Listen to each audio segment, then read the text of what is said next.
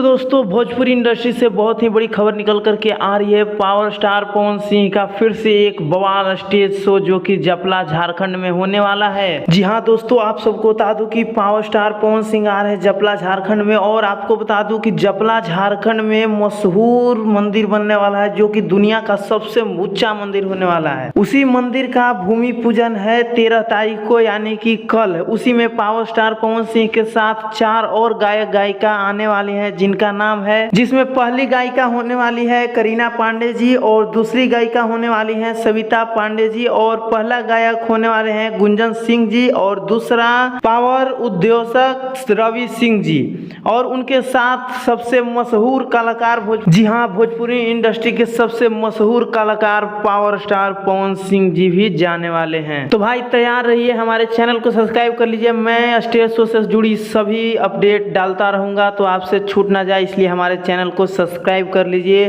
और काफ़ी बवाल तरीके से स्टेज शो होने वाला है। भूमि पूजन का स्टेज शो है तो काफ़ी बवाल होगा। आप लोग को इस स्टेज शो देखने का कितने इंतजार है, कमेंट बॉक्स में अवश्य अपना राय दें। और हमारा वीडियो अच्छा लगा हो तो वीडियो को लाइक कर लें और शेयर कर दें। धन्यवाद।